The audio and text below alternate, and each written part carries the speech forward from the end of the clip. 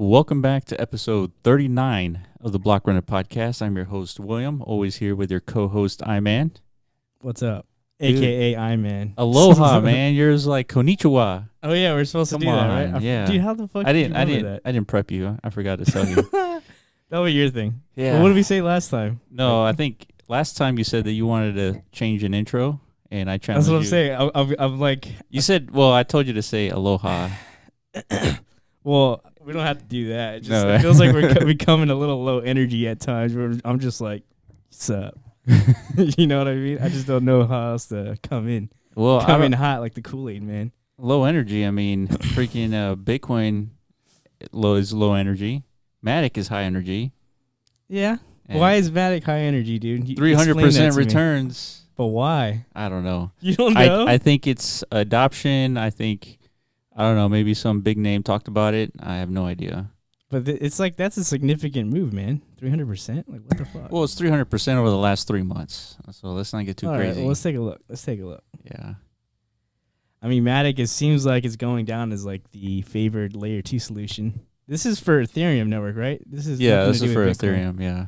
Yeah. Dude, look at that fucking chart. I know, man. I know. So what's crazy is I guess at the end of the podcast we'll run down a couple of the news updates. Dude, that's not 3 months, man. That's like 3 weeks. Well, I'm saying the last time when we bought, it was like 3 months ago. Yeah, but this ridiculous parabolic swing has been like... Yeah, I remember we purchased like right here. When was that? Literally in October. It says October 7th. Yeah. But for some reason, I don't know, you and I had like the same thought of going into Matic like independently. Yeah. Like we didn't even talk about it. Mm-hmm. We were just like, I don't know what happened, but we said... Well, just because it's at a ridiculously low that's what it price, was. You know. That's what it was, yeah. You just look at previous ratios and stuff. Yeah, it's at a low price. Yeah, it's pretty low. It's obviously like a very important technological solution in the space. So we're like, dude, why not? Yeah. You know? But unfortunately, you know, I had to remove my position because Binance kicked off U.S. customers. I ended up keeping it. I just put it in my ledger. And See, smart man. So you still have Matic right now? Yeah, I still do. Damn, son. You're not going to sell those? Are you holding on for life or what? What are you doing? Well, I'm holding everything that I have until like this next huge run up, just because it's easier for me just to keep it. You're just hodling until like 2022 or whatever? Yeah. Okay. I mean, that's one way to do it, dude. You don't want to play the swings, I see. Yeah. See, this is because I have a lot of theories about other altcoins these days. Do we want to record like we could do the news thing like independently, can't we? Like, yeah, I mean, like we don't have to wait till the end if you don't want to. All right, whatever. We're already talking about Matic, so. Yeah. But yeah, I was thinking about this because I'm really getting into nano and stuff. I'm like, if you look at all these altcoin charts, they seem like they're primed to like make moves very soon. But how is that? Is it possible for these altcoins to have like independent runs from Bitcoin? Like, and Matic, I guess, is a good. Look at that, 433%, while Bitcoin has literally done nothing. So yeah, I mean, yeah. How are they independent from Bitcoin? That's an interesting question. Well, they're independent. I mean, they have nothing to do with Bitcoin. But I was assuming like most of these alts would make like zero headway until Bitcoin did its thing. Well, we've had a couple of IEOs make some noise just a little bit, but that was because of Matic in particular. Yeah. Yeah, exactly. Yeah, Matic and exactly. What were the other ones? Matic was that an IEO? Mm-hmm. It was? Okay. Big one too. Yeah, Matic has like Coinbase backing, and you know it had a lot of hype building into it. I think it was like the highest performing IEO. I'm pretty sure. Okay. So that was another reason factoring into why we wanted to get in low, right? We're like, dude. Yeah. You know, we missed the IEO because we can't participate. So like, get back in when the price is low. Right. You know what I'm saying? Well, we're looking at Nano to BTC, and shit, now is as good a time as any. Yeah, if you're looking for like good entry points, I mean, this price is like super low. I'm still not 100% like on the, I'm just now starting to do research on this thing, but this is like a favorite cryptocurrency for a lot of people. It is, like especially in like the Reddit community and stuff like that. Absolutely. Which I often hate that community. Yeah, but sometimes they're right. And they might be right on this. So what are the fundamentals here? What does a nano do? Well, I mean, everyone's looking for that next big crypto, right? Everyone knows Bitcoin is slow. Yeah. You know, yeah. The transactions take too long. Is this one competing with Bitcoin in terms of like? It's a currency. Oh, really? But dude, why? What do you mean why? Why? Why what? I thought we were like investing in like technical achievements. Well, if you look into the differences between the two, they're not even like in the same realm. There's no like. Oh well, yeah. This is a lattice, right? Instead of a blockchain. Exactly. Something kind of like IOTA. Yeah. You know, yeah, that's right. They don't. I guess they don't wait for these blocks to occur in order for the whole network to validate these transactions. You explain that to me because you understand the technicals more than I do. Yeah. You know, but I'm not exactly sure how the technology works, but at the end of the day, this thing is instant. It's feeless, and that's it. When you were trying to send people sounds like EOS or EOS. No, well, apparently not. You know, because they're having issues with like network, like RAM and stuff like that. Oh, for sure. Yeah, CPU and RAM. Yeah. No, yeah. This is different. This is different. Okay. Because EOS is again, it's a blockchain. EOS is supposed to be a delegated proof of stake. Delegated proof of stake, but it's like it's a network that's supposed to be, I guess, your share of use of the network is determined by how many CPU tokens you have and how much RAM you have. Yeah. So in order to play one of their blockchain games, you have to have RAM. Mm-hmm. And once you have RAM staked in your wallet, then you can play the game. So Nano is completely different. Yes. Okay. Well, I mean, we gotta look into it. Yeah. For sure. Yeah. Like 100%. Yeah, we'll break down Nano a little bit more than we have here. We're just looking at the price. Yeah, this is what we're doing, man. Like I said, there's a lot of altcoins that look like they're primed to make a move, but will they? I mean, Matic obviously is. Matic gives zero fucks about what's going on, dude. Look at this thing. Yeah, I don't know the fundamentals behind this run, though. I mean, I haven't seen Matic pop up like in my feed at all. In what way? I mean, like nobody's news? talking about it. In news, nobody, nothing. Yeah, we just know like it's like you said, adopted. It's becoming adopted. Yeah, by several projects, and I mean it's needed, man. Like even in Decentraland, without Matic, how the fuck would anything function? Yeah, like, totally seriously. agree. Yeah, you would have to wait for like 2 confirmations in order to do anything in Decentraland. Yeah, and that's not going to work. Yeah, see, Ethereum. What's today? I think Ethereum's new update just. If it hasn't happened yet, it's got to be happening pretty soon. It's called Istanbul. Oh, yeah. Let me bring that up. Yeah.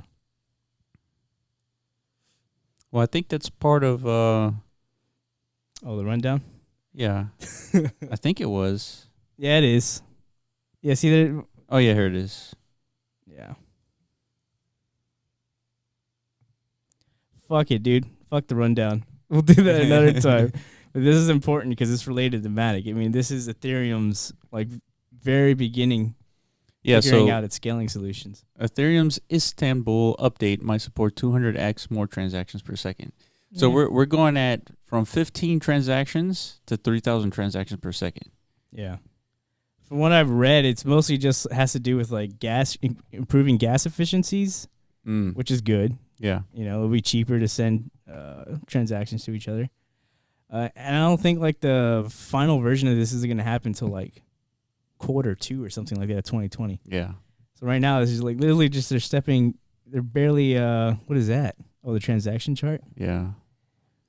So the transaction chart from 2015 all the way to 2019. So it just shows that it keeps it's going up. Pretty steady. Yeah. Did you see that Bitcoin thing? Like somebody moved like a Satoshi amount of Bitcoins from like one wallet to another? Like $9 billion worth? Like a fuck ton, yeah. Yeah. What are your theories on that? Just an exchange or something? Yeah, just an exchange moving money. Yeah. It's like it was like an all-time high or something like that. Yeah, and I mean $9 billion sounds like a lot, but it's $140 billion, token. So yeah, $9 billion is a lot, dude. I mean, it's like what, less than 10%, especially during times like this. Well, I mean, what the hell does anyone have to do? Like, it could have been that they moved $9 billion into like a hardware wallet, Yeah.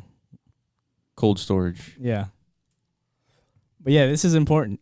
This is Ethereum. So Ethereum's trying to figure out their scaling issues, Mm-hmm. and this is their first step. See, I wonder how this affects Matic. In Because what this is, 3,000 transactions per second, and Matic is a sidechain, Yeah. right? Solution Yeah, that's a good question. for scaling up. Like if Ethereum figures out all its they have their own like sidechain proposals, I think, in the future that they want to do. Yeah. So what do? They just say, well, Matic's like its own independent thing, right? Yeah, for sure. Ethereum has no control over whether or not. Yeah. So I guess you're right. So you're saying that Matic, for those who want to use Matic, can use Matic, but in Ethereum's kind of incentive here is just to improve the network. Exactly. So it's independent from Matic. Yeah. Either way, like if you use Matic or Ethereum's eventual sidechain, I think they all function pretty similarly. Right. So it's just which one do you want to use? Yeah. Yeah. Well, either way, this is all important, dude, because literally everything we cover is like built on Ethereum. Yeah, it is. DeFi, DCL, Decentraland, fucking God, a lot of other things. Yeah. Yeah, and, man. And rightfully so. I mean, we haven't even talked about any of the dApps on EOS or, we're not going to talk about Tron just because it's trash. Damn, you're finally on my side on that? Well, I think I've always been on your side on that one. It's just I wanted to see more, and nothing's happening with that. Whatever happened to that Warren Buffett dinner or lunch they were supposed to have? Oh, shit. I don't know. I forgot about that. That just never happened, huh? Yeah, it just never happened. Jesus Christ. So we're going to look up Warren Buffett dinner with, what's his face? Justin Sun. I don't think anything happened. $4.6 million. Good Lord. So I guess the last post here was September 26th that Justin Sun was to reschedule, and that was it. And it's probably never going to happen. Yeah. What a waste of energy. On whose behalf? On everybody's.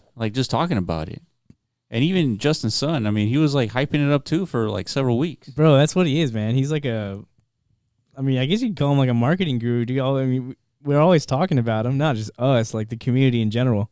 It's not necessarily positive things. Everybody has a negative opinion of him. For sure. Even if you're talking a negative thing about something, it's always good for that thing. Yeah. All of a sudden, everyone's like, "What's Tron?" Yeah. That's exactly. They start looking into it, and then a few suckers buy it here and there. It's exactly what happened with Hex. Oh yeah, we got to talk about Hex, dude. Oh man, what a train wreck that is. Well, in what way? I'm talking about how people actually invested in the thing. Yeah, it's not a train wreck, dude. It's working. Well, it was actually a successful launch, I think, from what I heard. It depends on how you look at it, but you're right. It's working, but dude, come on, man. It's an obvious red flag from miles away. There are tons of red flags. There's a reason why everyone's up this dude's ass. Richard Hart is his name, I think. Yeah.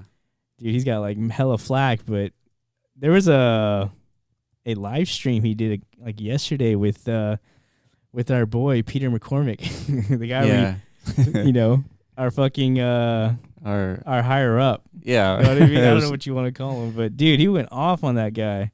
Yeah. In not a good way. We were talking about this last podcast. Dude, what if he came on our podcast and we were like, let's have a rational debate and try and see how scammy this shit really looks. Yeah, so let's talk about what happened. So Peter McCormick goes on to I guess a YouTube video, a live stream with Richard Hart. Yeah, he just had a live stream. And it was 3 hours long. I only watched about an hour of it. He ditched at 40 minutes. He pretty much bounced from the interview. Oh, really? You didn't see that part? No, I didn't see that part. What do you mean? That was the best part. He's he called him a cunt 10 times. He's like, "Fuck off, mate," and then he just hit the escape button. Yeah. Okay. Well, so that was 40 minutes in, right? That was 40 minutes in. Okay. Well, I guess I didn't reach that far. So anyway, Peter McCormick goes on this live stream and they talk about Hex, and the whole time Peter's just talking about how he's a scammer, and it's not really breaking down why he's a scammer. And Richard is taking more of I guess what you want to call it, a civil approach on trying to break down as to why Hex is like the next big thing, better than Bitcoin. He said yeah, several essentially, times. his I don't know what his position, I guess, is that why can't he make these like radical claims that I can not guarantee, but I guess guarantee. He's guaranteeing like 10,000x returns or something. Yeah, and he's correlating it to Bitcoin. yeah, because Bitcoin made like a 20 million X return or something. Or not yet, but he's if Bitcoin is to fulfill its design purpose to supplant fiat currency, then yeah, it will be like a 20 million plus return. I don't know, but So does it make sense like, to assume Satoshi actually built Bitcoin to like supplant fiat? I mean, I don't know. You read the white paper. Well, you telling me? yeah, He's peer-to-peer cash, right? Yeah, I guess Digital cash. I don't know. I mean, he does talk about fiat in the white paper, but yeah. It's not necessarily like to just take over the fiat world. Well, even gold. Let's just say even gold, if it just becomes a store of value, and even that is still like huge. Probably like a 500x return or something. I don't know. Yeah, I really don't know. But his point is, why are people giving me shit for saying 10,000x when I'm a better version of a Bitcoin? Right. And Bitcoin has like way surpassed 10,000x to this point. So yeah. He's kind of using that as like, on the surface that if you told that to somebody, they'd probably eat that shit up. You know what I mean? And people did eat that shit up. It's true. I think on the first day he got like $4 million locked in. Yeah. Into his wallet. Yeah, and so Peter brought that up as like you know who owns the private key to that wallet that has 4 million worth of ETH. No, he said like straight up it's you, but he didn't want to admit it. Yeah, he's like I can't tell you that. Like that's again very fucky, like fuckery. It's kind of like he wants to live off like Satoshi's like mystique. Yeah, like without the mystique. Like he wants to like create this like mysterious unknown wallet where all the funds are going into. Yeah. And like acting like he doesn't know where the fuck it's going, like of course he knows where it's going. Yeah, of course. I mean? Yeah, and I mean, what else happened in that conversation? Yeah, you're right. So Richard is trying to make it seem like he's trying to take the attributes of Bitcoin, the fact that it's anonymous creator, the fact that it's a currency that could supplant fiat and other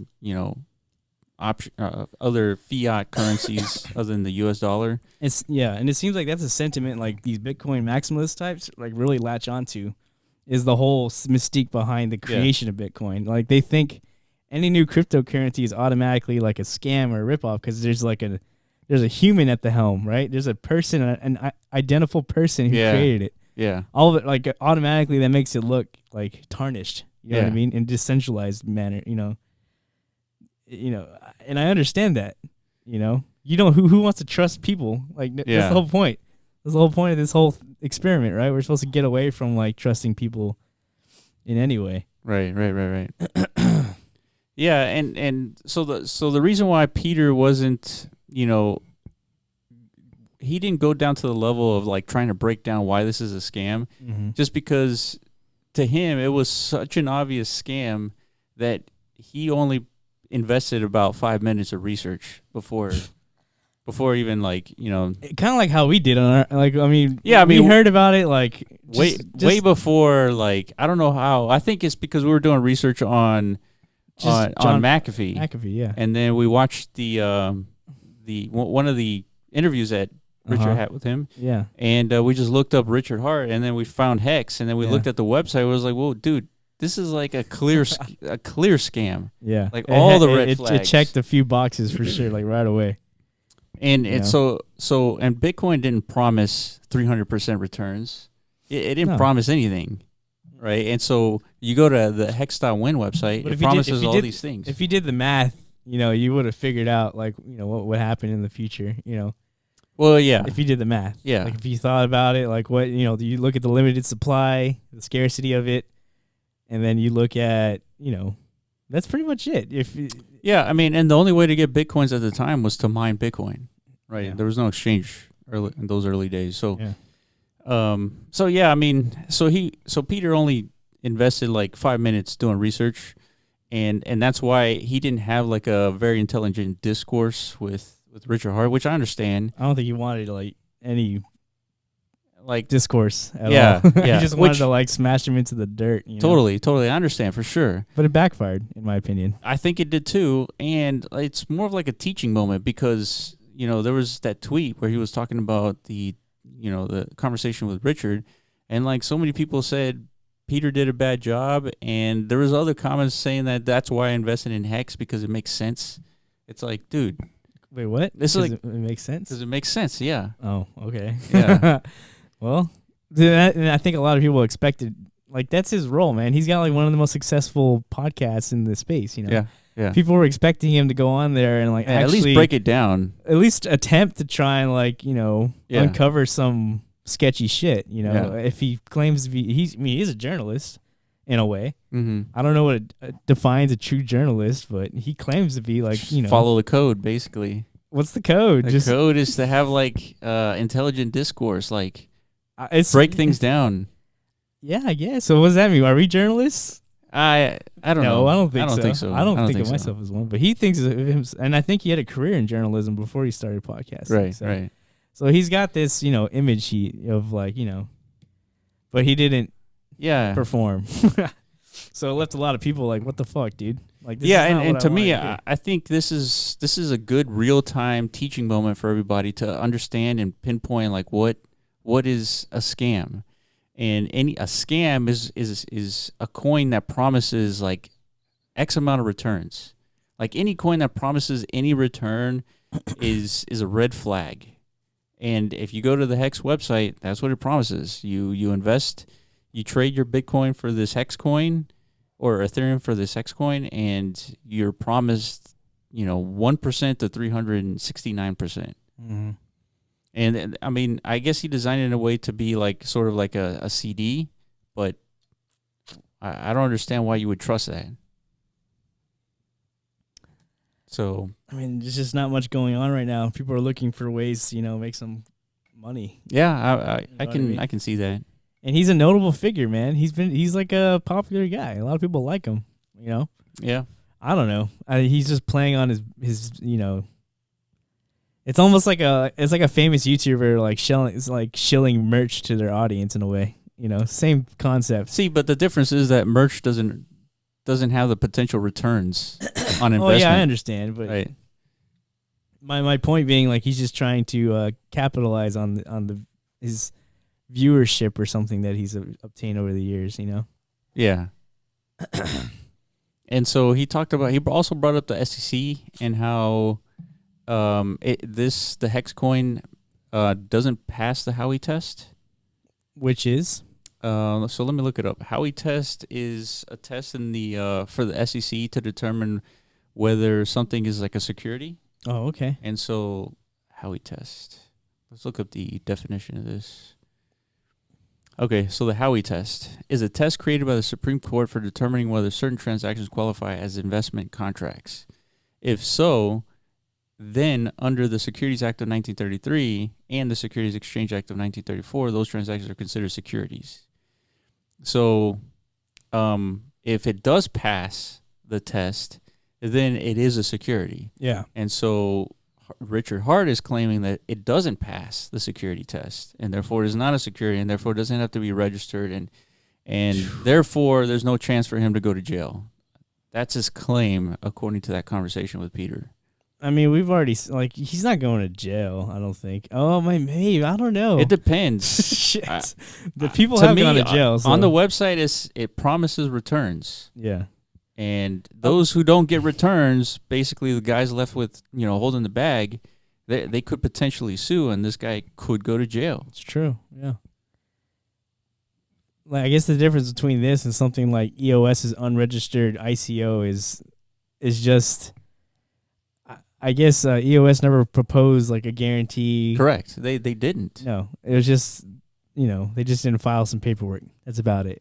And that's probably why they barely got a slap on the wrist. Yeah, they got like a $24 million fine or something for a $4 billion ICO. And then we go back to BitConnect, and I haven't done that much research on OneCoin, but BitConnect... Apparently OneCoin was like a it's a huge Ponzi scheme. There's like a documentary out there or something about it, like how, it fucked over a lot of people's personal lives, which of course that's what they're designed to do. Well, yeah. But the same thing goes with BitConnect, right? Yeah, and potentially this thing. And the point of bringing that up is because I didn't see anybody go to jail for BitConnect, at least. I mean, weren't they going after like a bunch of YouTube personalities? Yeah, I don't Yeah. think anybody went to jail. No, though. nobody went to jail. Yeah. Now, why? Shit, I don't know. Maybe it was like, it's still, at the time, was like the Wild West. And Yeah. I guess It's like no regulation. Yeah, and I guess they were just like learning about the space too. I don't know. Yeah, we'll see. Yeah, I don't know. Okay, yeah, let's get this one coin out of the way. Let's take a look at this. $4 Alright. billion Ponzi, dude. That's pretty intense. How have we not heard about this? What year did this go down? 2016. 2015. Okay, this is like a year or so before I got in. So OneCoin is a Ponzi scheme promoted as a crypto coin with a private blockchain by offshore companies in Dubai. Both founded by this guy named Ruja in concert with Sebastian.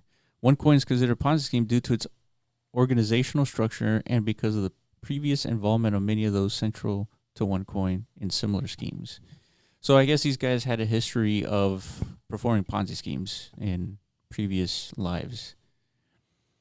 So U.S. prosecutors have alleged the scheme brought in approximately $4 billion worldwide.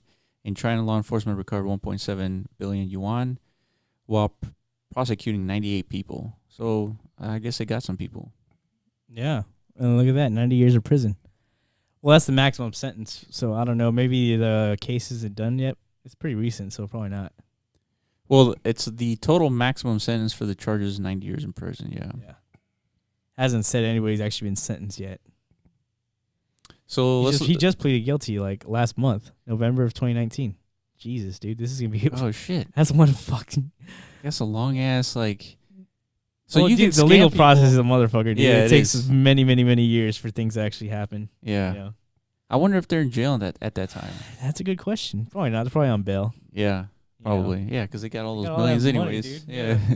They're on bail, and they're hiring like the toppest of lawyers right now. Yeah. So let's go through the concept. So according to OneCoin, its main business is selling educational material for trading. Members are able to buy educational packages ranging from 100 euros to 118,000 euros, or according to one industry blog, 225,000 euros. Each package includes tokens which can be assigned to mine OneCoins. OneCoin is said to be mined by servers at 2 sites in Bulgaria and 1 in Hong Kong. Each level, except 6 and 7, or package, give new educational material which is plagiarized from several sources. However, in a typical OneCoin recruiting meeting, recruiters mainly talk about investing in cryptocurrency and the educational material is barely mentioned. So this is like a multi-level marketing scheme where you're selling a product at the face value, but once you get into this like scheme, you're not really selling the product. You're selling, I guess, people to purchase hordes of this product to then resell. Kind of like what's that shit called? Yeah, what's that? You know what I'm talking That about? powder. Right? Yeah. God damn it. Or like anything. I mean, Let me look up MLMs. That shit will pop up. oh god, what is it called? Herbalife Herbalife. Yeah. and Mary Kay, all that stuff. So basically, they create a network of like people to distribute and sell these products, but the reason why it's a scam is because the product itself is like horseshit or what? I guess. Well, so the product itself is the way that everybody earns money is if you get others to go and sell. That's right. That's like the more people you have under you, the more you make, right? Because if you have a product and you sell it for a profit, then yeah, you're gonna get profit. You're gonna have a margin. But Right. that's not where the majority of the cash is. The majority of the cash is getting a whole new person to join this scheme and have that person sell to other people. So like the money really is just in like the people paying like membership fees like up the ladder, up the chain pretty much. Well, that's part of it. But Right. the other part is like if you become one of my like understudies, if you will, Yeah. and you start making those sales, Yeah. every sale that you make, a little bit goes to me. You don't have to like kick me like a certain amount every month, like no matter what. No, you have to keep on purchasing product from me, Yeah, exactly. and once you sell those product, then Oh, I keep getting that kickback. well, you might not even sell the product. Yeah, you might not. But But my job is to get more people like you to go and sell. Yeah, but you okay, yeah, that makes sense. So, so let me give you the exact definition of multi-level marketing. So it's also called a pyramid selling. Network marketing and referral marketing is a marketing strategy for the sale of products or services where the revenue of the MLM companies derive from a non-salary workforce, selling the company's product and services, while the earnings of the participants, let's see here.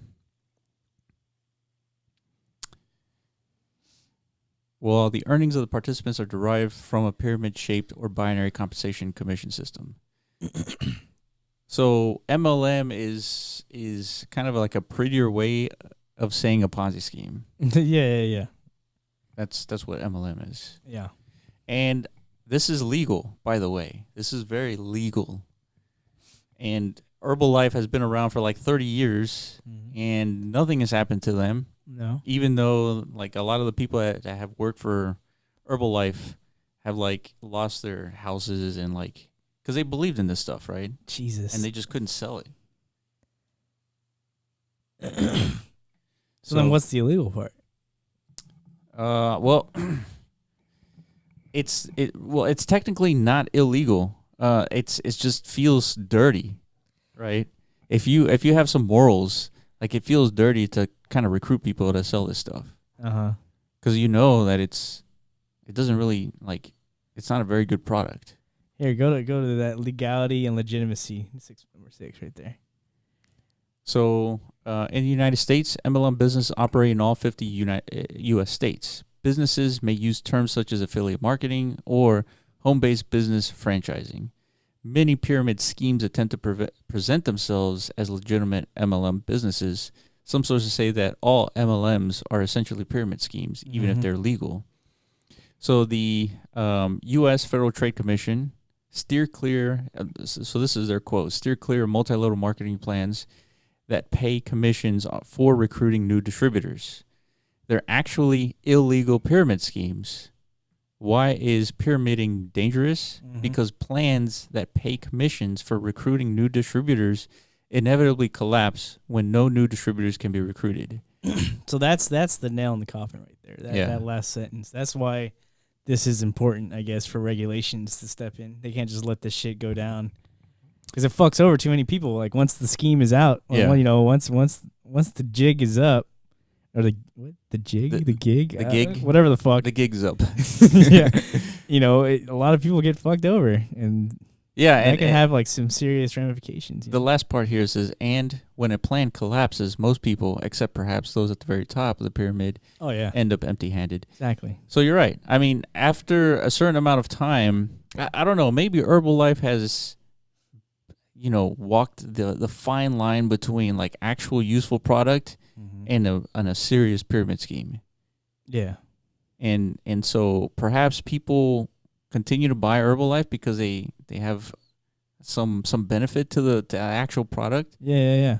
And that's why they same thing with continue their business. Mary Kay, they're selling a product, and it's a brand in itself. Yeah. So they keep it going, But yeah, see, this is so MLMs and pyramid schemes are not the same thing. A pyramid scheme is the illegal part. That's when you knowingly know that this product is shit, but you convince the distributor that it's awesome and they buy your your wholesale. Gotcha. So is Hex a pyramid scheme? Is that the question? Well, it's not a pyramid scheme unless I guess there's some kind of recruiting mechanism. There's like a referral bonus, like a 10% referral. But I mean, it depends. It just depends. A lot of things have that. Well, yeah, Coinbase has that, but it's like if you get somebody in, you get $10 and that's it. Yeah. But then there's other exchanges where if you get somebody in, you always get like 10% of all their transactions. Yeah, like I think KuCoin, I don't know if they still do that, but they used to do that. You recruit your buddy in and you get like a little kickback of their for every single trade. It was pretty intense, man. But they could do that, like in Hong Kong. You know what I mean? Yeah. No one gives a fuck. They get away with some crazy shit, man. So does Binance and all this stuff. Yeah, you got to be careful, man. You have to like know your legal stature and your country, and not perpetuate this stuff because they could go after you if they wanted to. Yeah. And that's what happened with BitConnect and a lot of the YouTubers. Because remember at that time in 2017 where shit was popping, like nothing, all the ads on YouTube were BitConnect. I saw a bunch. All of the ads were BitConnect. When I was like a complete noob, I contemplated getting into that shit too. I wasn't aware. I mean, I knew of pyramid schemes and stuff, but I wasn't like. Yeah, I remember looking at it and like just doing like normal research on it, and I automatically knew that this was like fucking scam. Yeah. Like I could just like. You could feel it. Oh yeah, I could feel it, man. Like as soon as you see their website, it's like. 100% returns and all this shit. It's like, no.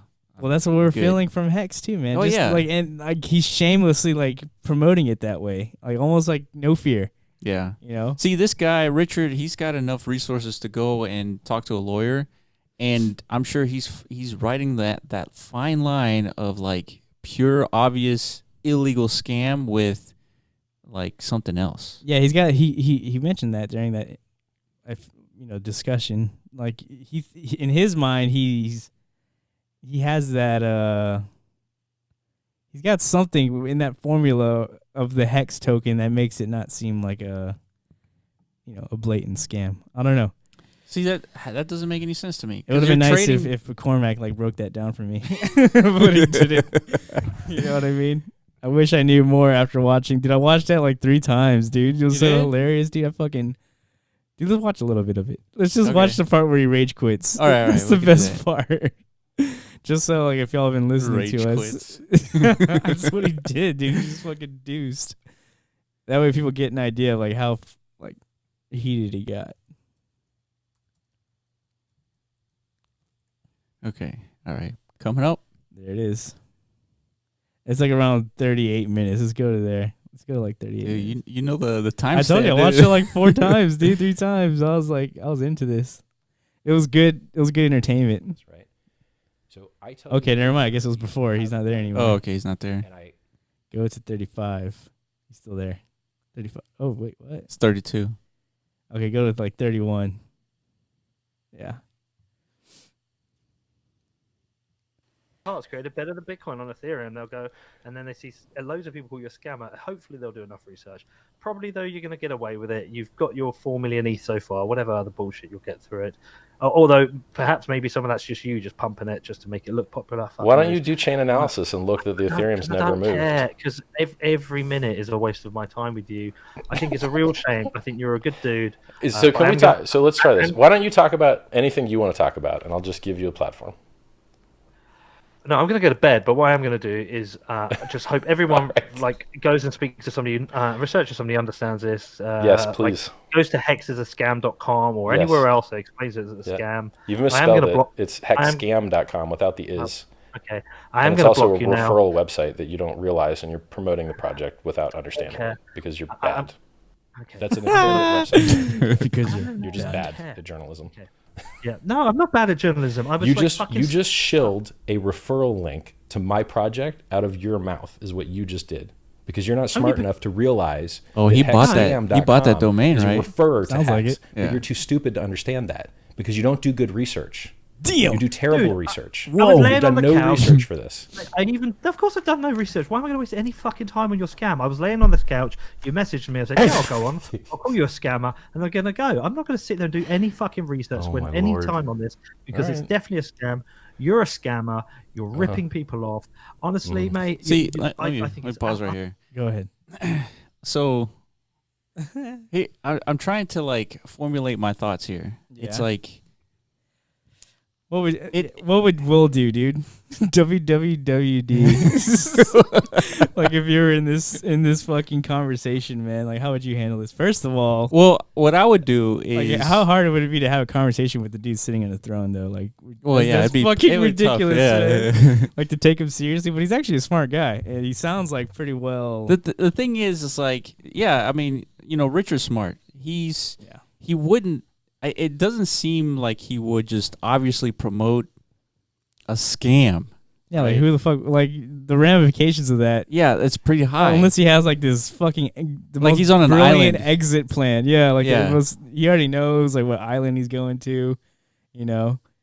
yeah, I mean, He's planning. He's just like, I'm gonna rack in like 20-30 million here. And I'm just gonna chunk deuce and just live on an island. and part of this is like I'm sure he's consulted like several lawyers on like how do I build this coin, and not be an illegal scam. Yeah. And so he's riding that fine line. But I'm trying to understand like if it were me, I would first outline like what is a scam. First thing is promising returns. Right? There's nothing that's legitimate that promises any return on anything. Mm-hmm. Like Bitcoin didn't promise anything, Ethereum didn't promise anything. Like there's all these legitimate projects. They don't promise anything because they can't promise anything because it's illegal. What about things like Compound and stuff? Well, Compound is interest based, so it works off of loans. So if nobody gets loans, then you don't get any interest. And so that's like, how the fuck does this shit? Like, yeah. See, Yeah, I understand. so I understand that the loaning part. yeah. Like, so where that this interest comes from. See, that's the thing. Like maybe he's loaning out some of this cash, and he's like just making 100% like returns on the loan. Oh, I see. So I don't know. Yeah, because he's claiming these like ridiculous. Like, how do you claim a return? Is what I'm wondering. Well, the thing is, so here's how he does it. Yeah. So if you trade in one ETH for like 10,000 hex coins, yes, that hex coin once it goes, let's say that ETH right now costs $150. Yeah. So it costs you $150 to get 10,000 hex. Yes. If that hex goes to $1 just because people think hex is valuable, you made $10,000 off of $150. Okay, so he just created another speculative tool, essentially. Yeah, exactly. And in order to purchase or to get your hands on this speculative tool, you have to like stakes. It's kind of like an ICO in a way. It's like it's like a year-long ICO in a way. Well, see, and here's I'm not sure how he distributes these hex tokens, but and the other thing I don't understand is like you have to claim hex coins by how many BTC you have. So I don't know what you have to do to claim these hex coins, but I know it involves Bitcoin, and you don't have to lock them anywhere. Well, that's the thing. Like I know he's got $4 million worth of Ethereum locked up. Yeah. So I'm assuming people have actually sent this guy $4 million worth of ETH. Yeah, as like to deposit their ETH or something. Right. See, yeah, there's something there that's not right for sure. Yeah, and I'm looking at the comments on the right. Is like Peter helped Hex big time. It's like I understand Peter's position. Is like it doesn't make sense to spend a lot of time researching a scam.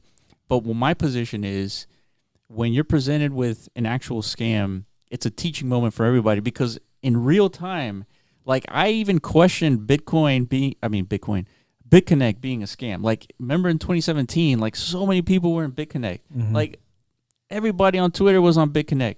Yeah. And like you have that kernel of doubt, like, well, is this fucking legit or what is this?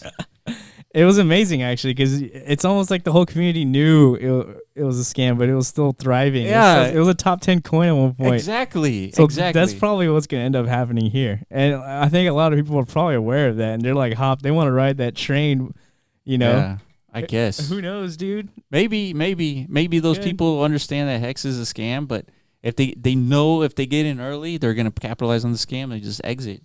Yeah, man, you might be right. Some of these people, like it's like the dumbest thing you could do, but the people who got in early, I guess at the top of the Ponzi or whatever you want to call it. Yeah, I mean, think about it. Hex goes to $1. I was like, dude, that's a good price. and then they go in, and then it goes to $2, and then the people early on just exit at $2 and dump their bags. Made the 2 million% they keep talking about. Or 10,000%, whatever. Yeah, 10,000x. 10,000. He says 10,000x. Yeah, but I don't know, man. It's I don't know. See, but that's the thing that I'm struggling with. It's like Richard, it doesn't seem like he would just like outright obvious scam people.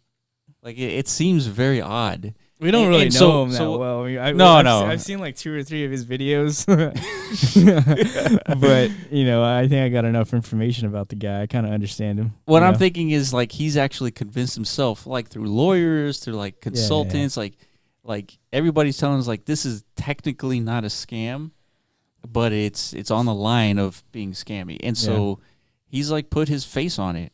and that's why it seems so like iffy. Yeah. Hey man, if you figured it out, dude, more power to him. Fuck. Oh yeah, I mean, legally, legally he's playing the game, yeah, right? He's just playing the game, trying to earn money. Like, but that's what everybody was trying to do. And I guess that's kind of like also what he says here is like, yeah, this will most likely end up hurting a lot of people, but cryptocurrencies in general end up hurting a lot of people. Yeah. He like mentioned a lot of people got burned on Bitcoin. Yeah, 20K Bitcoin. Yeah, people are getting burned every day on these cryptos, man. And yeah. They say this, and I think we've said this many times in our podcast. We don't endorse trading either. Yeah, for sure. Because personally, I have some horrible experiences with it. Yeah. I had over 4,000 trades in 2017, dude. Like what's that? The average? It's like 10 a day. I don't know. It was a ridiculous amount of trading, dude. That's 10 a day on average. It was a ridiculous amount of trading, but it worked in 2017 because we were in a bull market. Everyone looks like a genius in 2017 when they're trading. Well, for sure, yeah. But people are trying to trade now and like call these tops and these swings and stuff, dude. You're just asking to get wrecked. You know? Yeah. So the best strategy is just do the research, find the fundamental value of these crypto tokens. Find a good entry point. Like right now, almost everything is like a good time. Bitcoin, for sure. Ethereum. Yeah. If you find an altcoin that you really believe in, start averaging in. I feel like yeah. These are good times to not many people. There's no retail attention to this at all. This is the time we need to start buying. I shouldn't say that. But yeah, whatever. I mean, like if you're going to go into crypto, there's never a better time than right now. It's just because. Yeah. We're looking at like historic lows, for the past couple of years. Yeah. So, I mean, of course, it could still go lower, but you're making your bets right now. Exactly. But when it comes to like these scams, like you want to stay away from them because you don't know when the bottom falls out. Like Hex is like at the very beginning, and so it might seem like a good time, but I don't know. It's just it takes too much brain effort to like stay on top of these scams. Yeah. It's not the right way to go about like fiddling around in this market. But if you got the balls to do it, just more power to you, dude. Yeah. Like I said, if you want to ride that like crazy train, however long it goes, I'm not gonna tell you not to do it, but yeah, I wouldn't, and I won't. Yeah, I wouldn't. And I 100% won't. Me neither. I mean, like I'm tempted just because of like I'm thinking like I have a feeling it's gonna do like a BitConnect run, I see what you're saying. I think like from a scientific standpoint, like you just want to like test the waters just to see what it looks like, just so that like just to confirm your suspicion that it's a scam. Because I know how fickle this this market is, man. Like people will buy into any kind of hype, and this has like all the recipes for hype, dude. Like a token like this is already like drama surrounding it and stuff. Yeah, and the more negative shit that you talk, the more attraction it gets. Yeah, look at Tron. Yeah, Justin's son. There's a lot of shit talking, dude, and that's like the least credible man on the planet, and he created a $1 billion entity at one point. So see, damn, like how is this even possible, dude? What? Like creating like these like multi-billion-dollar scams. So now you're calling everything a scam. No, I'm just saying, like, how is it possible? Like, I mean, in a way, you can call like, yeah, man, because nothing at this point has been delivered at this point. Yeah, for the most part, yeah. But I mean, we do have some deliveries. I mean, Bitcoin is delivering. Right? Ethereum is delivering more than like. There's a lot of Engine is delivering. Engine just made a partnership with Microsoft. They were releasing some type Chainlink. Yeah, Chainlink is delivering. Dude. So there's some good things out there. Like I said, if you do your research, now is a good time to like pick one of these like gems in the rough and like set a position, and just wait. Yeah, that's the hard part for people is waiting. Yeah, like me, I was tempting you to trade your Matic, Don't. Yeah, I don't know, man. Fuck, I would be very tempted though. After a 400% run up. Oh yeah, dude. Yeah, it's only gonna go down from here, but to me, like it doesn't really matter. Yeah, if you're looking at it from a long-term perspective, who gives a fuck, right? Yeah, let me see this. Oh, it's going down. You should have pulled out, dude. You fucked up, dude. I told you. Shit, it only went down like... Nah, dude, watch this. Dude, by the end of this, it's going to be like the fattest red candle, dude. Watch, you'll see. Oh, yeah, for sure. Yeah, right. Look how parabolic that is. It's like kind of nuts, actually. Yeah. But yeah, let's finish the rest of that McCormick guy. All right, here It's we good go. entertainment. Utterly pathetic that what you're doing to people. But go ahead. I am going to block you now. Okay. Hopefully you'll disappear into the ether from my life. I All hope you right. get arrested.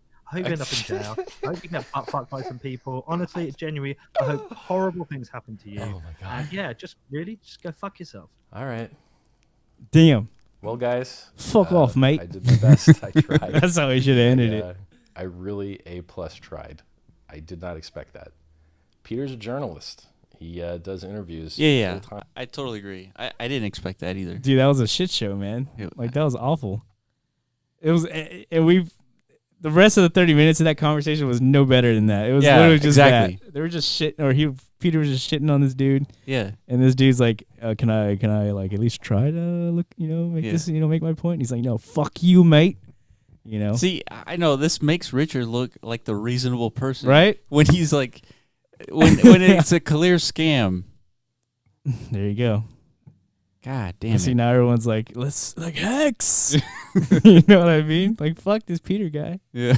Everyone's siding with this dude now, dude. This guy's like a genius in a way. Yeah. Like a mastermind. And I mean the fact that he brought Peter McCormick on in the first place, like, Yeah. I mean that's a genius scam move. You think You so? think about it, yeah. Why? Because you're like It's like trying to debate, like. yeah.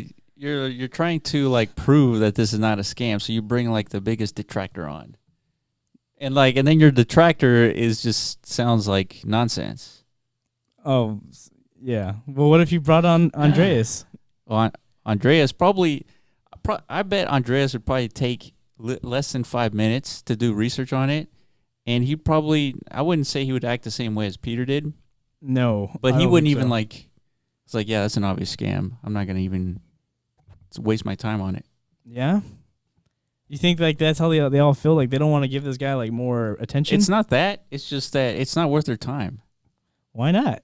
I Like don't you know. said, like don't you feel that there's kind of like But the a thing is, vigilante like responsibility for these like higher ups? Like they have a lot of influence, no, I see what you're saying, but people are gonna do what they want to do anyways.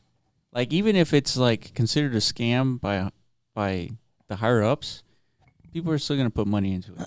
Some people, yeah, but I don't know. It depends on like how much they really cared about other humans. I You think- know what I mean? Well, If it'd be like, but the I can thing spend is- 30 minutes with the guy and maybe like save one person's like financial life. right, but You know what I mean? if you compare the care of humans to the care of money, the care of money is much higher. So if you dwindle, Oh, if you show like that little nugget of hope that you're gonna get like a 10,000x return, people will make the bet every single time. yeah. But what? But how does? So wasting You're time just on saying it, it's like it's it's yeah. inevitable. Yeah. Like these scams have gone on for like forever, dude. Yeah, they're not going away. It's just it seems weird that Richard is like putting his face on in front of it. It's like, this is my coin, and like you go to the website, it's like an obvious scam. Yeah, man. Like I said, fuck the world. I don't know what else to say about that, dude. Yeah. I thought that interview was like really silly. Yeah. No, I mean, watch it for your entertainment, but you're not gonna get anything from it. dude. He's like another 2 hours after this. I didn't watch that, but I'm pretty sure it's him just sitting there like reflecting on what the fuck just happened, dude. Hey, can we try to learn something from this conversation? Peter's like, nope. Yeah. See, you read the comments, and Peter is getting a lot of flack, but I don't think he gives a fuck, dude. Like he's chilling. We'll see Yeah. what kind of damage this does to his reputation. Probably not much at all. Nah, it won't do anything. Yeah, he just had a little crack in his, demeanor, I guess, because he comes off as like this, I just don't understand of going onto this live stream and not having any not gaining any value from it. You just like didn't really say anything. Well, I think the whole thing was a waste of time. Just calling him a scammer is not really gonna help. Well, I think in Peter's mind, like he thought he was gonna come out like looking like this, like he's the Yeah, but he didn't say anything besides like, you're a scammer. I hope you go to jail and you're Sure. scamming everybody. It's like, that's not. There's no information there. yeah. right? You know what I correlate this to is like the Joe Rogan versus Carlos Mencia. I don't know if you ever seen that. Oh yeah, I've seen where that. he gets on stage where Carlos is performing, and then he just legit calls him out for jokes. Yeah. It's like you just stole that joke. Yeah, but he like he like talks shit like into his face like on stage, and for Joe Rogan, he totally ended that guy's career. Yeah. Carlos Well, Mencia. Joe Rogan knows a lot about jokes. I mean, he's like he knows about it. Yeah. And so when he sees like somebody stealing jokes, like he's got a right to go up there and like talk shit. Well, that's what I'm saying. That's why I think this Peter McCormick. I think he had that same like. Well, the thing instinct. is, it's the same instinct, but like you gotta know what the scam is. Yeah, well, no, like Rogan actually provided some evidence of the joke thievery. Exactly. You know, he's like, "How about this joke?" And then he brought on another comedian. On stage, he's like, "Oh," it's like the comedian's like, "You totally stole my jokes, bitch." Yeah. You know what I mean? He didn't do any of that. Right. He just relied on like just shit talking the whole time. Yeah, I mean, you could have brought up like a BitConnect, something, man. Like some analogy with BitConnect. Like BitConnect did this, you're doing this. How are you any different than them? Anything, literally anything. But it was just odd, man. I didn't expect it at all. Yeah, let's stop talking about these fucks. Yeah, but it was interesting though. Yeah, a little entertainment during this bear phase. We always need some of that, dude, for sure. But there's a lot going on, actually. There's a lot of news. I mean, let's do the rundown. All right, rundown. So first up here, let me copy this. Yeah, we want to incorporate like more news shit weekly. Since this is like a weekly podcast, we might as well have like a weekly roundup of what would you call it? It's just what's going on in the space. See? Here we go. Introducing Azure Heroes. A new and fun way to earn digital collectibles for meaningful impact in the technical community. So essentially, I think this is just Microsoft. They're using the engine token and platform to, register their digital creations on the blockchain, which is, I guess, pretty cool. What do you think of that? So Microsoft and Engine, that's what you were talking about earlier, have collaborated in a local pilot to create a blockchain-based recognition program. The Azure Heroes badges were created in a number of original and unique designs which have been tokenized into a digital asset on the Ethereum blockchain. Here are some key things to know. So each season, our badges will be minted in verifiably limited quantities and recorded on the public blockchain. That's nice. You create scarcity. That's good. Right. We'll continue to issue badges to the community for various achievements until supplies are depleted. Okay. Blockchain technology is being used for issuance and transactions, which means that as a recipient of a tokenized badger, you take ownership of a digital collectible in the form of a non-fungible token. Some badgers are more difficult to earn than others and have a verifiably fixed supply, which you can see for yourself on the ledger. Because each badger is scarce and its own transaction hash, and not simply a copyable image stored on a central server, they require a blockchain wallet to safely store them. I mean, what are they doing here? Who? I mean, so you get this badger and like it's rare. You can say the same thing about any other NFT in this space. Like, well, it's an NFT. Well, some NFTs the you news can here use, but yeah, the news no, here, you I can't. guess. What do you mean? Like maybe in a card game or something? The card game. But the purpose of these NFTs is it's like to create like artificial value in a way. It's not artificial. It's like a badge. It's real value. It's like a real. You know, yeah, how you get badges. It's an incentive. Yeah. Well, badges for what? What do you do? Like badges for like an achievement in a video game. But what's the video game? Is Microsoft producing? No. I'm just saying. Game? Like I'm saying, it seems like these badgers are like a badge in a video game. I think that's exactly what they are. It's like a reward structure. Okay. I mean, they're called badgers. Click on that. What contribution do I have to make to earn a badge? What? That's funny. There's a reason why these guys are called badgers. Yeah, because they're supposed to be like they're badges. a badge. But because they're scarce and they're on the blockchain, now they're worth something, right? Well, yeah, but that's the way it works. No, okay. And so the news here is like Microsoft is buying it. They're buying into this this whole thing. So first, Content Hero Badger. Create at least 3 valuable Azure content pieces within 6 months. 6-month for blogs, webinars, and podcasts or events. Wait, first of all, what's Azure? I thought that was their cloud platform. It's a cloud platform, yeah. So content here. So what contribution do I have to make to earn a badge? So the first one, which is a content hero badger, is one. Oh, there it is. One content hero. Yeah, one of the badgers here is called the content hero. There's only 250 of them. It says first thing you can do is create at least 3 valuable Azure content pieces within 6 months for blogs, webinars, podcasts, or events. Dude, we should get in on this. I want a badger. Let's get some podcast badgers, dude. 3 valuable Azure content pieces. Okay, so that means a blog, a webinar, and a podcast. Yeah. Right? Okay. So then create tutorials, how-to guides, or simple code that's being shared to others for free in an open GitHub repo. Oscar could do that. Or get more badges. Badgers, Well, sorry. I don't know if you have to fulfill all these 4 to get a badge. Oh, yeah. That's a content hero badger. Yeah. That's right. Okay. Or maybe you have to fulfill one of these to get a badge. I don't think so. So, and then the next one, the third dot here, have generated at least 3 pull requests that have been merged into our workshop repo. So what is the purpose of this? This is to create more activity on their cloud network? Correct. Exactly. This is to gamify activity on their network. Not as if like the Azure network doesn't have any activity. There's a lot of activity on Azure. But you can always have more. I mean, you could always have more. Yeah. I'm thinking that this is some marketing guy's way to like incentivize more use of Azure. Yeah, definitely. And this is just ways for, I mean, these things could be super valuable. And I mean, that's the whole speculative aspect of the NFT space, man. Have you seen like some of these chain breakers and shit? Like how much money they're going for? Yeah. I saw a card. One was like $15,000 for a card. $30,000 one. Dude. The fuck? Yeah, man. that's no joke, these NFTs, dude. Some of them. Magic the Gathering. I don't think a single card was sold for $30,000. Yeah, I think like the rarest one's like a Black Lotus or something like that. Let's look it up. And then like the Yu-Gi-Oh cards, the Blue Eyes White Dragon.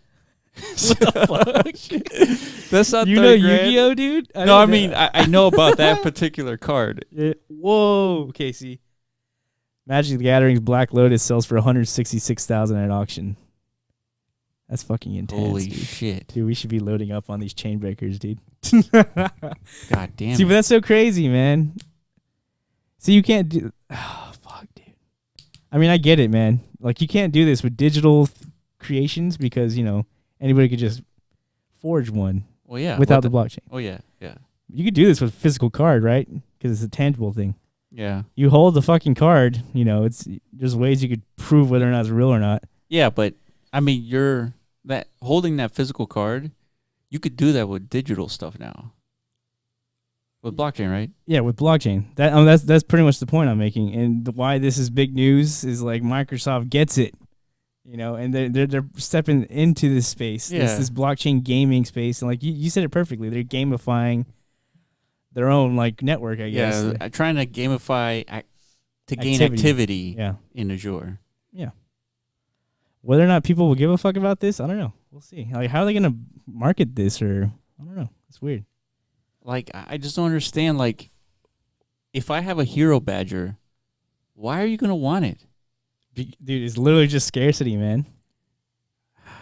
Because they're gonna keep making more and more and more of these badges, but these OG badges will never be made again. You know? Yeah, I guess that's the way it is. Just like Pokemon, dude. Like the rarest cards were always like the first editions, right? Yeah. The most valuable cards, the first editions. You know? So with chain breakers and like Magic the Gathering, there's an actual utility to these. Like you can use them. Yeah, and chain breakers. Yeah, it's an actual in-game card. I think. What is this Black Lotus thing? Is this is like a card? It's a card. Yeah. Yeah, click on it. Let me bring it up here. It's called a Black Lotus. Yeah, Magic the Gathering. There you go. There it is. The guy holding it. Dude, he's fucking wearing gloves, dude. That's how awesome that thing is.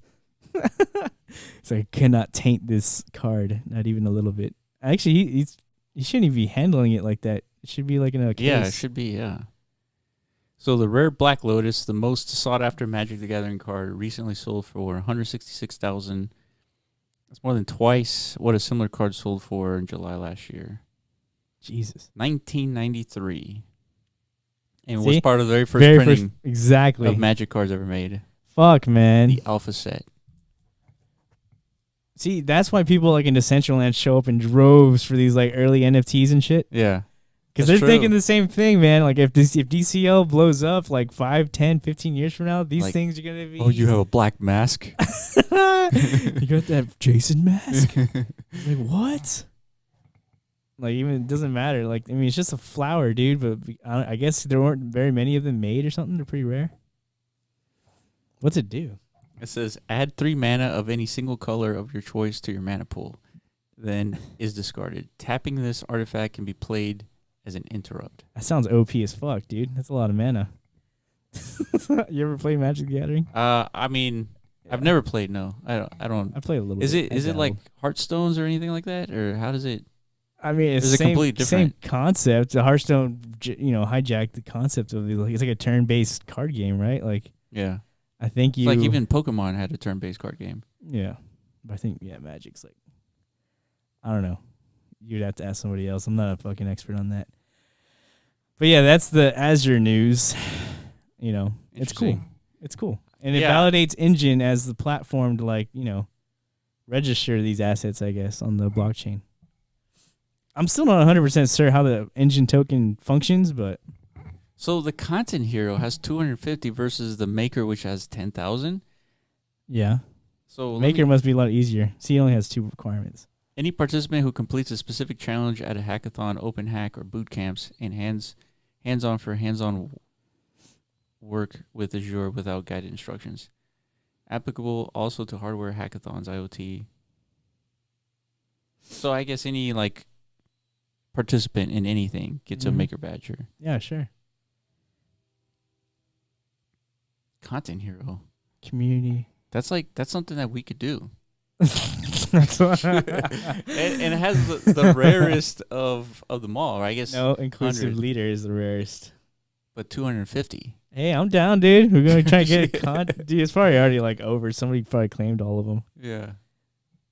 But see, you start speculating, man. Immediately, we're already speculating about the future value of these things. They're fucking stupid looking badgers on on the screen, but yeah. We started we immediately pull up Black Lotus. It's like, holy shit, what if this happens? Yeah, yeah. But what do they do? Magic the Gathering was the most successful card game in the world.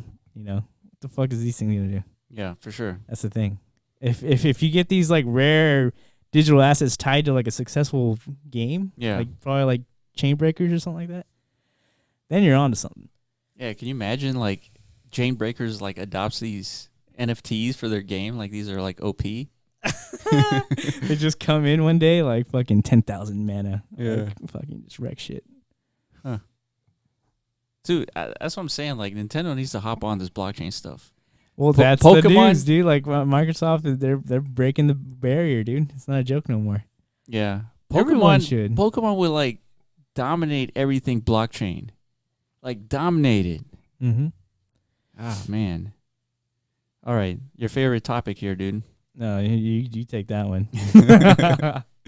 We're still on the rundown. We took way too long on that. We spent 15 minutes.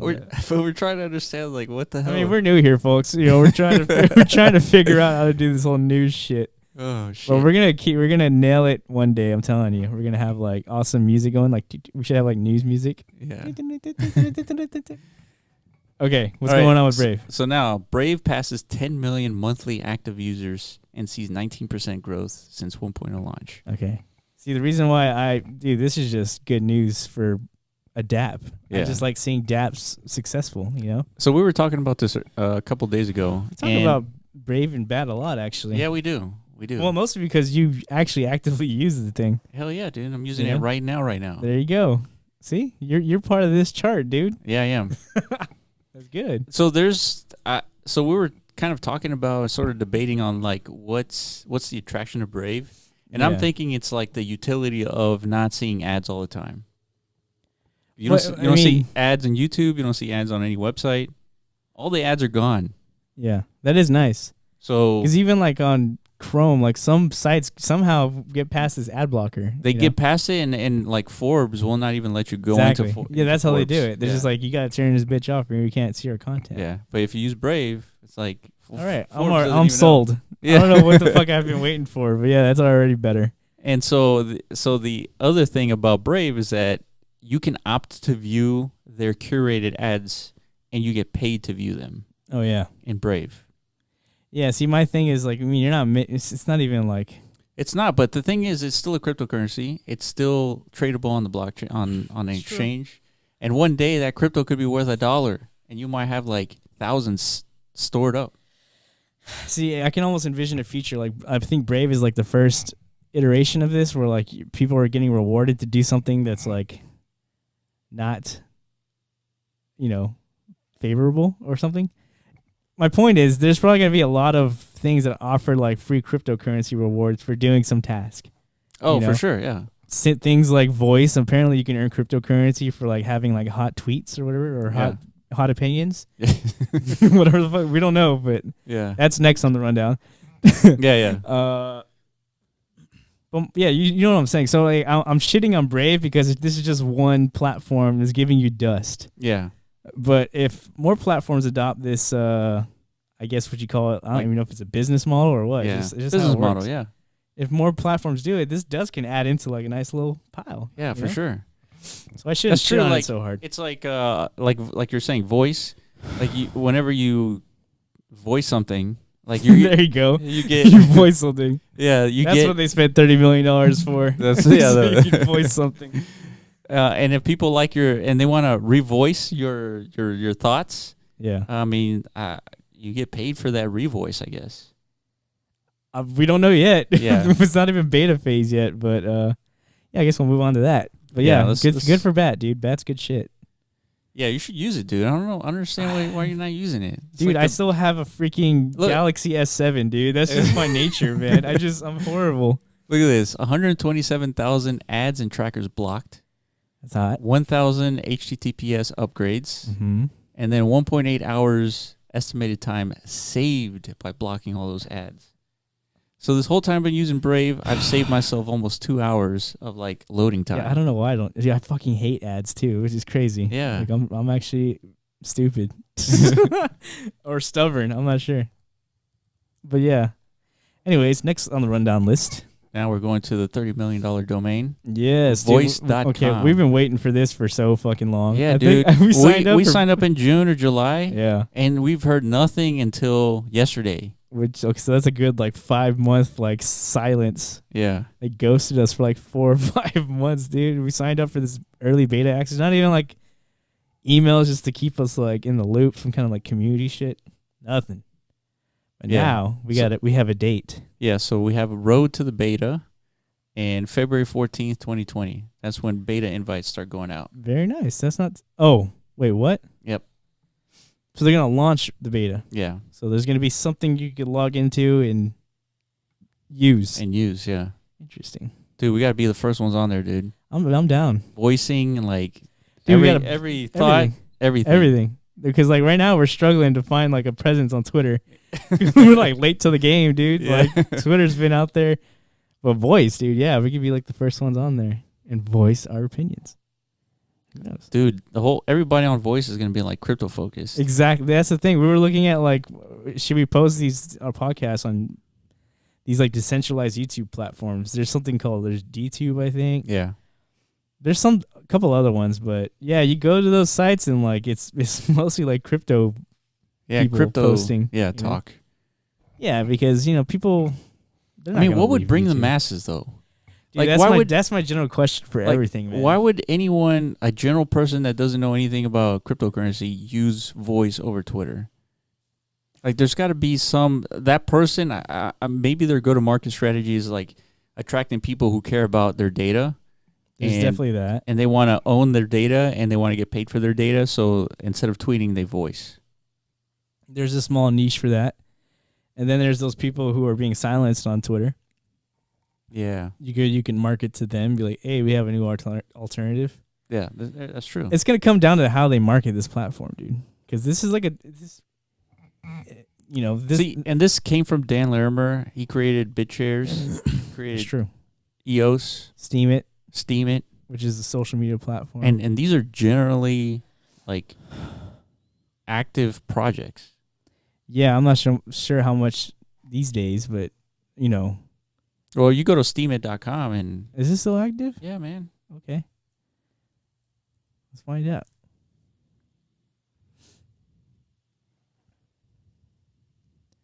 Damn, look at that! See, someone made $100. Yeah, That's freaking cool. yeah. 99. What is it though? These are like blog posts, 102. right? Yeah, these are blog posts. Fuck yeah, dude. Look at that. She's just like some regular person, I'm assuming. I don't know. I don't know anything about her, but she looks. She's AI, dude. Oh yeah. So yeah, so this person made, was it $102 for 1,000. Fuck, dude. Okay, so like, where's the money coming from? Well, if you're on Steemit, like I think you automatically get Steemit coins, and so there's like they have their own like little. You get like Steam It coins Economy. to vote for content, Yeah, which you don't have to pay for. correct. So it's like some kind of like UBI structure. They're just like handing people like. Pretty much, yeah. So where the fuck's all that money coming from? Is it just like, it's like inflation or something? Something like that. I used to know this stuff because I did I was too. participating in Steemit for like a day or two, Oh yeah. and then I stopped. Wow. Yeah, Oh, well, I'm pretty sure however Steam It works, voice is gonna work eerily similar, yeah. considering it was made by the same motherfuckers. But you know what? I shit on it like initially because $4 billion ICO, we're expecting something greater than this, but I don't know, man. It's actually not a bad idea considering how like toxic Twitter has become. Yeah, and for like sure. corporate controlled. Yeah, absolutely. There's absolutely a need for an alternative, and if there's something that's gonna like display the importance of decentralization, it's this. Yeah. Hopefully it works. What else on the rundown? All right, the last one we got here is France announces digital currency venture crypto bulls roar. There we go. We've been talking about this on the podcast too. We're just making random predictions. We've always been saying like, dude, everyone's gonna have their own digital currency. Yeah. So Yeah. France is next. Yeah. So this is let's see. So the outlet reports via Twitter the Bank of France's governor, Francois Villeroy de Gallou, Yeah, don't even try. said in a recent statement that his organization will start running experiments rapidly on digital assets and will launch a call for projects before the end of the first quarter of 2020. Literally just 3 or 4 months away. So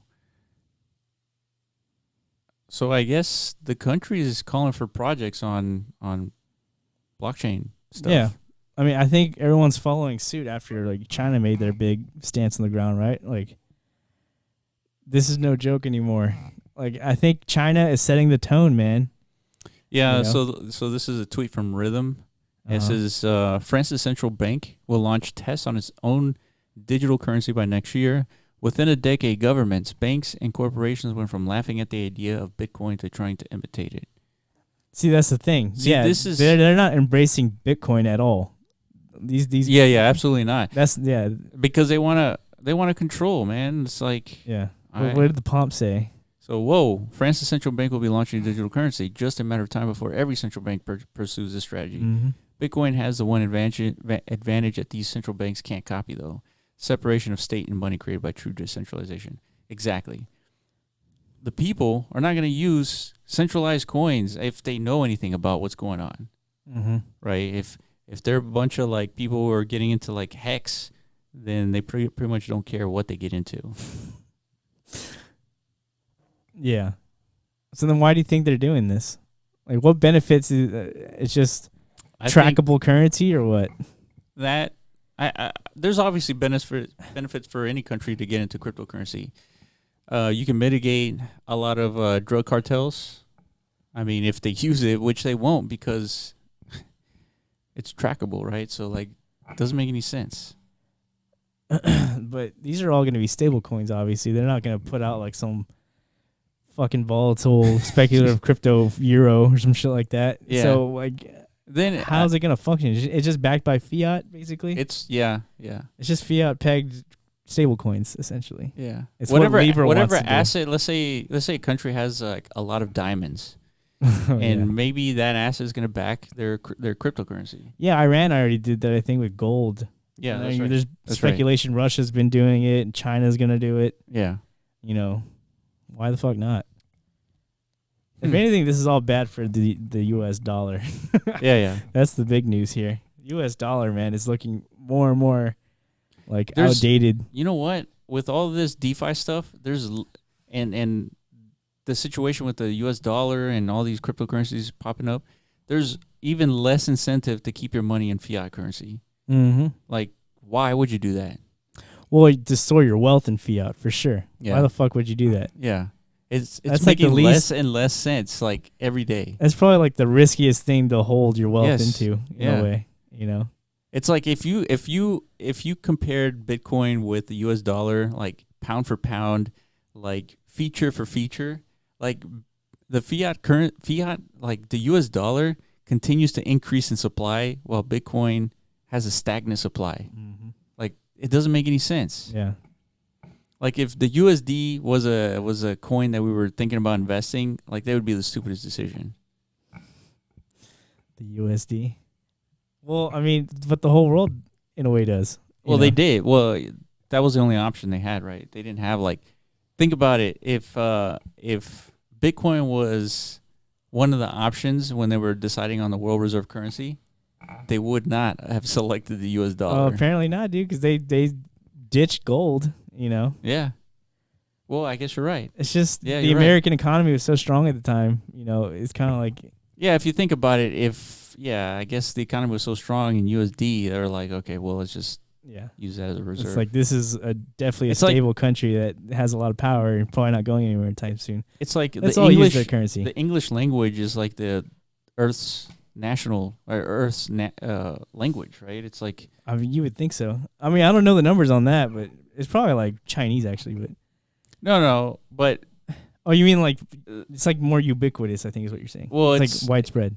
Yeah, like with English, you could pretty much go to any country and sort of survive. Yeah, you can't do that. You can't do that with any other language. That's true. What's the point of that, though? Well, the point. Yeah, what was the point of that? Nothing. Oh, I was saying that we're awesome. attributing the value of the U.S. dollar because it's like it's being used in more locations than any other currency. Oh yeah, that's why it became the world reserve currency. Yeah, kind of like English is the world reserve language. True, but yeah, like I keep saying, man, like these days are numbered. American supremacy. Oh, for sure it is. Supremacy? I mean, I don't like saying that as an American, but dude, I mean, the paintings on the wall. Fuck. Like, we're so screwed in so many ways. So who are we interviewing in about 30 days? Hopefully, like nothing, shifts. But we got Andreas on the docket. Yeah. So part of our mythical creature. Yeah, segments. Man, no shit, right? Like we had like a whale list, and he's on the whale list, and I wasn't anticipating that for like at least a few years. Yeah. But somehow Will got a hold of him, and he's down. So yeah, so we're gonna be interviewing Andreas on December 30th. So if you have any questions for him, let us know on Discord, on YouTube. Make it Twitter. A good one too, not like what is Bitcoin? Yeah. Yeah, we're not gonna be asking him. Dumb questions like that. Well, that's not a dumb question. It's been answered. Well, it's been asked and been answered. Yeah, like everyone knows. If you don't know, like just look it up. You'll find the answer to it. Like just. And Andreas actually answers that question in like his YouTube stuff. So yeah, of course. So hopefully we can come up with a nice little conversation with him. I think we got like 30 minutes with him, right? Yeah. Hell yeah! Hopefully we get some more people on here. I think for 2020, man. That's the year, dude. We're gonna like steam like motherfucker, dude.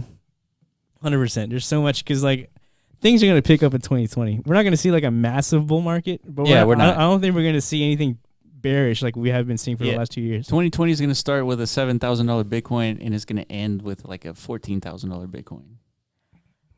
It's gonna end. Right, Probably, we might something see that. like 18 or 19,000 at some point in 2020, Yeah. but it's gonna end at 14. My point is, yeah, we're not going to see like lows anymore in 2020. I No, don't for think. sure. I don't Absolutely not. So- We're definitely not going to $30,000 in 2020. Yeah. So that's nonsense. so my thinking is, you know, the market's going to start ramping up. So are we, you know, because there's going to be more shit to cover.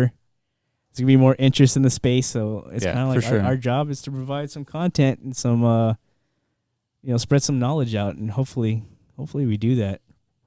Yeah. I think we do. Yeah, it's I think we do a exciting. I decent mean, job. dude, Blue Eyes White Dragon, man. He's coming. Yeah. I don't know why you keep Andreas. using that. What is that a reference to? The Yu-Gi-Oh fucking card? Blue Eyes White Dragon? Come on, man. Let me just Google it for you. I'll just Google the phrase and it will tell you. Okay. Is that like the rarest Yu-Gi-Oh or something? Yeah, It's gotta be right. Watch. Boom. Damn. $500 and it's used. Fuck me, man. Oh shit. Well, I guess they're all used, right? Unless you're like still in the seal in the box. Yeah, let me just get a clear image of this thing. Dude, card games were so popping back in the game. Yeah, they were, man. It was crazy. That's it. Blue Eyes White Dragon. Wow. No, but yeah, it's cool. I like it actually. It's a good representation. Yeah, like we have like, he's one of them, Andreas. Or if you've seen Hot Tub Time Machine is the Great White Buffalo. Nope. Nope. I have not seen that. You have not seen Hot Tub Time Machine. No, dude. Oh my god. I am not dude. even like remotely interested in seeing Oh that either. Come on, man. That's impossible, dude. Dude, What? that's like a movie you would love.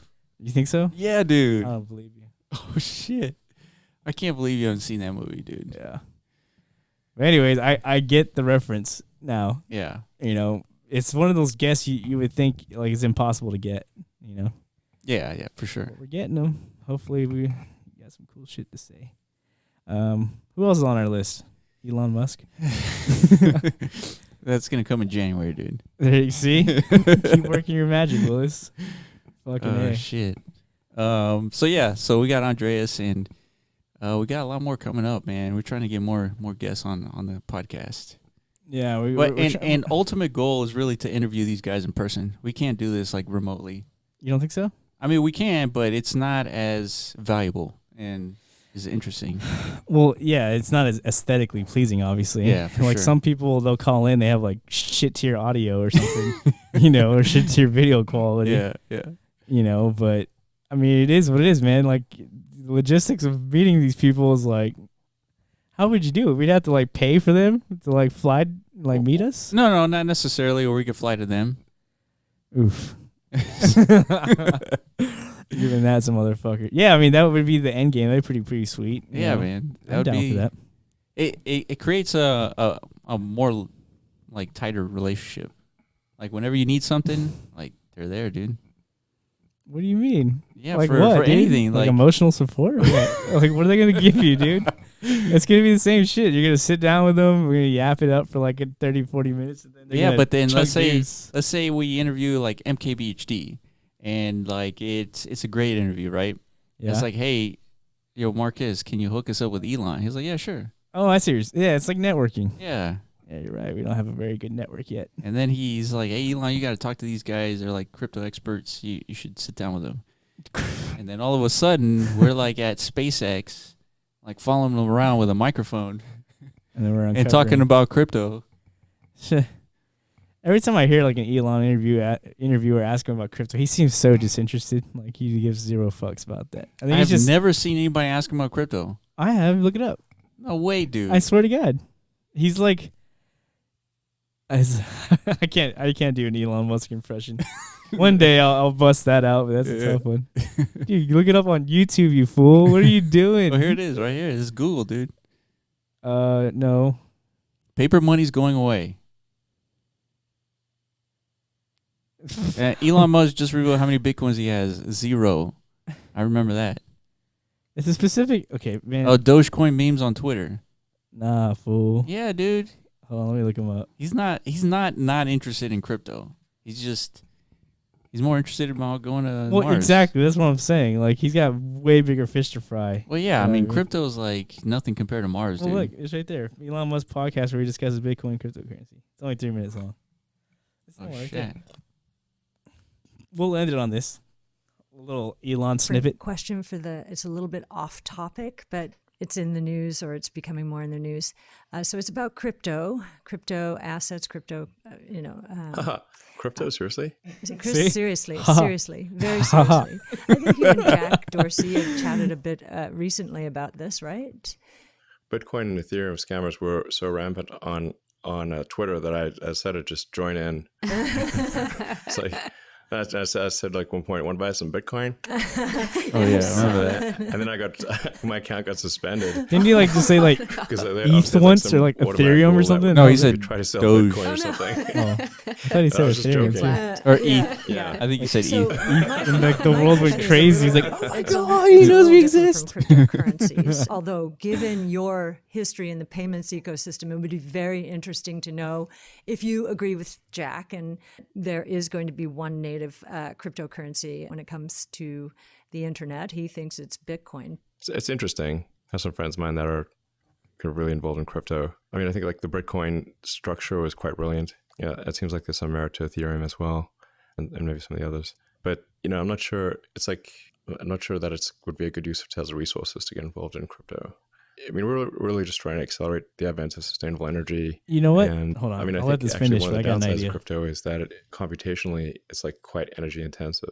So like there had to be some kind of constraint on the creation of crypto. So, but it's very energy intensive to create like the incremental Bitcoin at this point. Yeah, but by the same time, there were $1.3 trillion worth of transactions in Bitcoin, and we don't see it here because it's not for pizza or Coke. It's business to business Might be in for Coke. Africa. Coke. But we think it is business to business in Africa, where it is prohibitively expensive to convert from one nation's currency to another. You have to go through the dollar. I mean, it really is very important it's money over IP for them. It's free Yeah. transmission of money. And that's Yeah. really important to opening up the world. And, Yeah, it bypasses currency controls. yes. Yeah, Yes. yeah, yes. It's Yeah. Well, and paper money is going away, yes. and crypto is a far better way to transfer value than pieces of paper. That's for sure. Without a doubt. That has its pros and cons. Just to clarify, Tesla's not going to start selling Bitcoin No, anytime we're soon. not. Okay. Oh, you I heard it remember here this first, even though conversation. Everyone thought that. You do? Yeah. No, Yeah, it's like No, these. well, we thank you so much. these for ladies doing sitting this, around and with thank Elon. you for just doing That what you're sounds doing hot. to change Yeah. the world and make it a better place. As a matter of fact, that's what we're doing in terms of it. No, I seriously. always think of But Silicon what I Valley was that, going to bring up is the point where he said he doesn't think Tesla resources should be allocated to anything within the crypto space. I guess is what he's saying. But I have one of my favorite tokens in 2017 was Power Ledger. That's right. Yeah, That's right. it was supposed to be on our rundown list, but somehow we fucked that up. Well, it's actually right here. So it says, okay. So let me bring it up. Yeah, Power Ledger, if you don't know, like I said, it was one of my top investments in 2017. I fucking love this project. It's a fantastic project, dude. It makes so much sense. Hell yeah. Power Ledger. So what they're doing is, they're converting energy into tokens. So let's say you have a house. In your house, let's say you collect more sun energy than your house consumes, right? Yeah. And you With have solar left panels, Yeah, which is like a Tesla product yeah, exactly. or Solar City, whatever. So you have all this extra energy with no use, right? So you can sell it back and for currency, and people can buy that with with other cryptocurrency. It's basically digitizing energy, and that way, instead of what do you like? You're giving it all back to the power companies. Right. You're selling it to people a On lot cheaper like than an a power open- company. Yeah, an open marketplace. You can Yeah. literally be like, you can have like a community, like a neighborhood pool of excess energy. Be like, Yeah, hell yeah, dude. like, bro, like, I need some more power, and then you Yeah. got like a neighbor is like, dude, I'm out of town for like 2 weeks. You can have some of mine. Yeah, there you go. You know what I mean? And you make a little bit of side cash, Yeah. you know? Dude, How badass is that? that is super badass. And that's such a brilliant like utilization of the blockchain. And I guess this news is they got this project's based out of Australia. And Australia has been like tinkering with this idea for so long. I think because Australia has like energy problems or something like that. They have like major blackouts often. Yeah. I think even Elon Musk spent some time building batteries over there, like massive motherfucking battery farms or something. Yep, trying to help that problem. So this is pretty cool stuff. You bring up the chart? Yeah, I'm gonna bring up Power Ledger. Definitely a project to keep an eye on. All right, let's see where this thing's at. Yeah, dude, it's been a while since I checked this chart.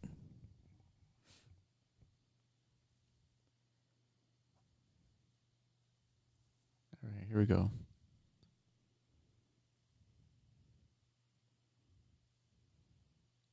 Wow. Wow. Looks pretty similar, don't it? Yeah. Dude, if that's not a bottom, I don't know what is. Look at that. That's dude, that's such a bottom, dude. That's lower than when it started. Yeah. What yeah, dude. Holy It's fuck. like it looks like BitConnect, dude.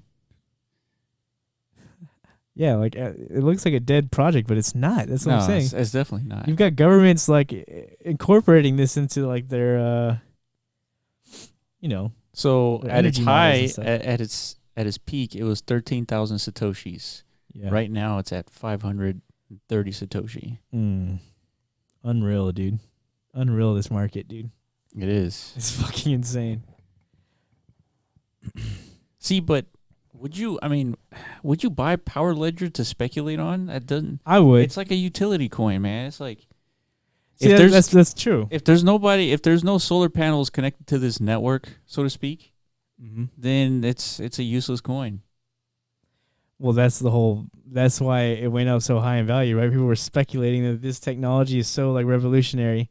And obviously Well, like the trend of like solar power is like is growing every year. It makes sense. Yeah. It makes sense to go in now because once companies like Tesla and all these other companies start adopting Power Ledger, shit. That's 500 sats is going to be nothing. That's exactly what this is, dude. You have to like make that judgment call on your own with like any investment. That's true. That's what investing is, essentially. You got to do the fundamental research. I mean, obviously there's a lot of like side factors. You can't just look at Power Ledger white paper and like make a decision. Like you said, you got to look at what Tesla's doing. Yeah. Like at the adoption rate of these solar panels and like the cost of these solar panels. Is it going to become commercially viable? All this stuff. Yeah. Yeah. How governments are going to regulate this, et cetera, et cetera. Then you got to make a decision, man. You got to pull the trigger. Be like, fuck, I think this is like a no-brainer. If, It's like a decentralized power company. Like you could get your power from a centralized source where they're going to like jack up the prices. Yeah, dude, power companies are the worst. Yeah, dude. They fucking suck so much ass. And not only that, if you put a solar panel on your house, you can participate in this market. Yeah. And you can sell the energy that you extract from the sun. Yeah. Like, dude, this is great. Yeah. I really like this. It's going to help the adoption of solar, I think, in a way. If you could sell the idea to homeowners, like not only are you, living off the grid in a way, you're producing your own energy source. You're producing a potential source of income. Yeah, hell yeah, dude. Who the fuck wouldn't do that? And especially like the Tesla, like they have like these badass shingles now. Dude, yeah. And then, dude, if you have a farm, you buy a whole bunch of solar panels and then you can sell in this market. Oh, shit. I didn't even think about that. It's like buying a bunch of Teslas to go and pick up people automatically, right? Yeah. Dude, man, the future, man, it's interesting. There's too much shit, dude. It is. There's way too much shit. But that's why I like the rundown. Now we're like getting into shit. Yeah. So we're going to do this every week. We're going to like find like 5 to 10 topics to like just run down through. Yeah, and there's tons of news happening every week. It's just kind of like, yeah, it's hard to stay like ahead of it. Super alert, yeah. But if you guys are listening right now, you guys are freaking ahead of the game. Ridiculously ahead. Like you're super ahead. You're like paying attention when nobody else is paying attention. Yeah, which is that's a big deal because at least you know that there's just going to be this huge run up in about 2 to 3 years. Oh, and we didn't even talk about the other guy. We'll save that for next time. What other guy? The guy that made that prediction about Bitcoin and Benjamin, I think. Yeah, the delay. Yeah, I sent him a message. Hopefully, he actually does come on our podcast. But I sent him an invite, I guess. Yeah. To come on our podcast to kind of because he has like I mean, we'll probably promote his channel anyways if he doesn't come on, because he has like insane insight, analytical experience, I guess, with analyzing trends and stuff. Yeah, he pretty much analyzed that the peak of Bitcoin won't happen at the end of 2021, like most people are predicting. It's true. And it's going to be like a huge delay, which is what I predicted. And he came to that conclusion based on like angles and charts and all. Literally that stuff. like ROI to like days. Days till the peak.